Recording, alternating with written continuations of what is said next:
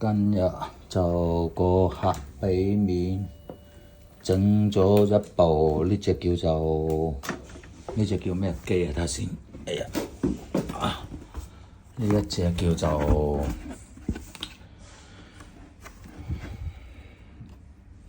米家浴霸室內加熱器。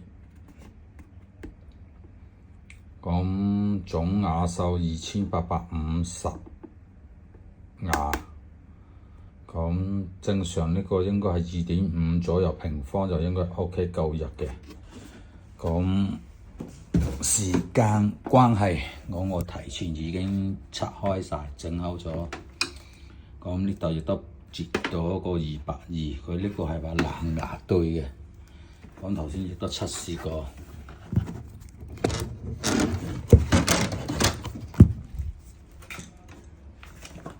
睇翻塊主板部分嘅話，佢個問題咧就係佢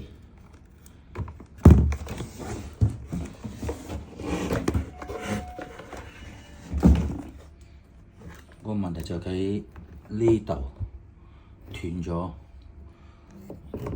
隻腳。咁我哋就因為佢前面個位置已經唔知點解截死都截唔到入去。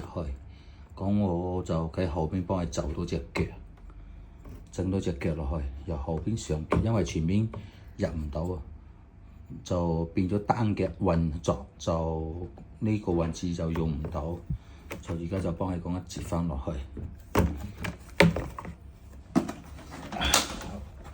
而家截翻落去試試嗰個情況先。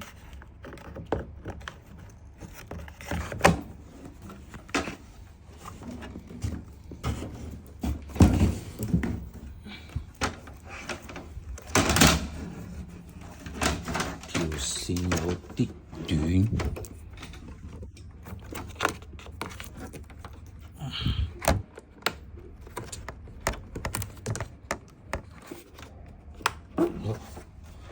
總算要接咗入去啦。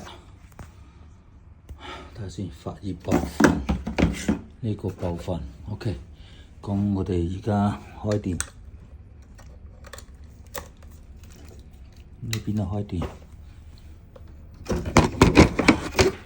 因為我哋而家係只係測試，所以建議大家自己唔好去講去玩嚇。好，我哋閂咗個照明先。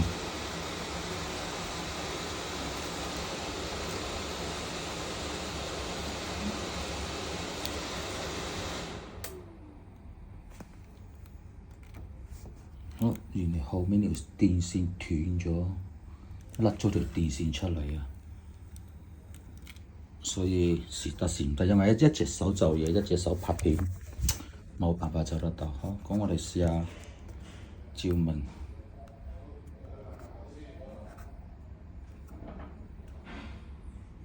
好，嗰邊甩咗，就整唔到，一隻手冇辦法操作得到。先睇住嗰度先。整好部機裝返畀客戶先，維修浴室寶，維修浴霸，再問電器維修。好，終於搞掂，而家試下用呢個叫做吹風。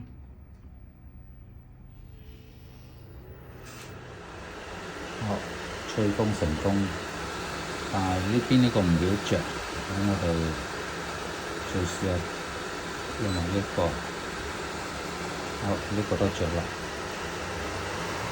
風力都幾勁下嘅喎，啲風力唔細嘅。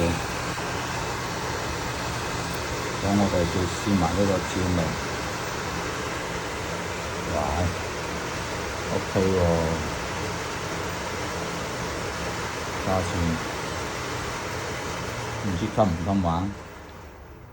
咁佢今次嘅問題係個主板故障，咁主板我都整好咗㗎啦，而家就試過冇問題。好啦，咁今日大概睇到係咁樣啦，都冇乜嘢睇㗎啦，依家裝返畀個客。為羞辱十磅。